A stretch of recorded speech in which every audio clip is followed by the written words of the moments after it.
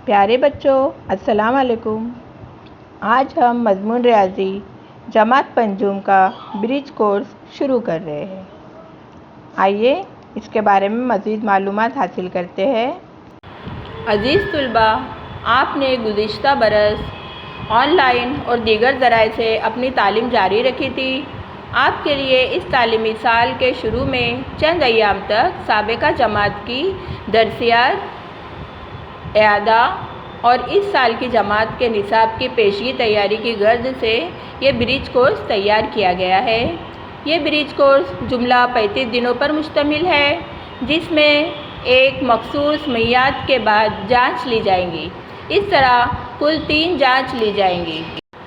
गुज़िश्ता तालीमी साल में आपने वाकई क्या सीखा है, ये समझने के लिए और आइंदा जमात की दरसियात को समझने के लिए ये ब्रिज कोर्स मुफीद साबित होगा। इस ब्रिज कोर्स को दिनों की तरतीब के लिहाज से मुकम्मल करें। इसमें दिनों के लिहाज से तैयार करदा अमली काम व सरगर्मियाँ दी गई है। आपको चाहिए कि मनसूबाबंदी के मुताबिक अमली खाके को मुकम्मल करें। अमली खाके को मुकम्मल करने में कोई दुश्वारी पेश आए तो आप अपने उस्ताद या सरपरस्त की मदद ले सकते हैं। अमली खाके के मवाद को अच्छी तरह से समझने के लिए वीडियो लिंक दी गई है। इसका इस्तेमाल करके तसव्वुरात को समझ लें। दी गई मनसूबाबंदी के मुताबिक जांच को मुकम्मल करें। जांच मुकम्मल होने के बाद अपने उस्ताद से इसकी कद्र पैमाई करवा लें। यहाँ पर दी गई फहरिस्त के मुताबिक हमारा पहला सबक है हिंदसी शक्लें। आइए बच्चों, आज का हमारा पहले दिन का सबक देखते हैं। यहाँ पर देखिए, थोड़ा याद रखें, हमारे आसपास के माहौल में जिन जगहों पर 2 खतूत मिले हुए दिखाई देते हैं वहाँ ज़ाविया बनता है। हमारे इतराफ़ हमारे माहौल में हम बहुत सारी चीज़ें देखते हैं जिसमें खतूत दिखाई देते हैं, और वो खतूत जहाँ भी एक दूसरे से मिलते हैं तो वहाँ पर ज़ाविया बनता है। मिसाल के तौर पर यहाँ पर जो शक्लें दी गई है जिसमें मेज़ है और ईंट है, इनके कोने में दिखाई देने वाला ज़ाविया कायमा ज़ाविया होता है। घड़ी में 3 बजने पर घंटे की सुई और मिनट की सुई दोनों एक दूसरे के साथ मिलकर कायमा ज़ाविया बनाते हैं। कायमा ज़ाविया 90 दर्जे का होता है। अब यहाँ पर घड़ी देखिए, घड़ी में 2 बजने पर दिखाई देने वाली घंटे और मिनट की सुई से बनने वाला ज़ाविया कायमा ज़ाविया से छोटा होता है। इसे हाद्दा ज़ाविया कहते हैं, यानी जो हाद्दा ज़ाविया होता है वो 90 दर्जे से कम का होता है। घड़ी में 8 बजे हो तो मिनट और घंटे वाली सुई से बनने वाला ज़ाविया कायमा ज़ाविया से बड़ा होता है। इसे मनफरजा ज़ाविया कहते हैं, यानी मनफरजा ज़ाविया की पैमाइश 90 दर्जे से ज़्यादा होती है। प्यारे बच्चों, इस सफ़े पर दिखाई देने वाली शक्लों का बगौर मुशाहिदा कीजिए और इसे जहन में रखिए कि यहाँ पर कायमा, हाद्दा और मुनफरजा ज़ाविया बनने पर किस तरह की शक्लें आपको दिखाई देती है। मुंसलिक मश्क अब आपको आगे हल करनी है। प्यारे बच्चों, झेल की शक्लों का आप मुशाहिदा कीजिए और इनमें से पहचानिए कि कौन सा ज़ाविया हाद्दा, कौन सा मनफरजा और कौन सा ज़ाविया कायमा है, और जो सही है उसे झेल की चौकोन में लिखना है। दाईं तरफ से शक्ल का मुशाहिदा कीजिए। यहाँ पर पहली शक्ल में नज़र आने वाला ज़ाविया आपको कायमा ज़ाविये से छोटा दिखाई दे रहा है या बड़ा दिखाई दे रहा है? जी हाँ, ये कायमा ज़ाविये से बड़ा ज़ाविया है, यानी ये मनफरजा ज़ाविया है। यानी यहाँ पर आपको चौकोन में लिखना है मनफरजा ज़ाविया। अब दूसरी शक्ल पर गौर करते हैं। यहाँ पर दिखाई देने वाली शक्ल में हमें कौन सा ज़ाविया नज़र आ रहा है? यहाँ पर हमें 90 दर्जे का ज़ाविया नज़र आ रहा है, यानी ये कायमा ज़ाविया है। इसके लिए आप इसके नीचे के चौकोन में लिखेंगे कायमा ज़ाविया। आगे बढ़ते हैं। आगे जो शक्ल दिखाई दे रही है, यहाँ पर जो ज़ाविया दिखाई दे रहा है ये 90 दर्जे से कम है, यानी कायमा ज़ाविये से छोटा है। जो ज़ाविया कायमा ज़ाविये से छोटा होता है उसे हाद्दा ज़ाविया कहते हैं, इसलिए हम यहाँ पर लिखेंगे हाद्दा ज़ाविया। इसके आगे वाली शक्ल जो है उसमें जो ज़ाविया नज़र आ रहा है वो 90 दर्जे से बड़ा है। 90 दर्जे से बड़ा ज़ाविया जो होता है उसे मुनफरजा ज़ाविया कहते हैं, इसलिए यहाँ पर हम लिखेंगे मुनफरजा ज़ाविया।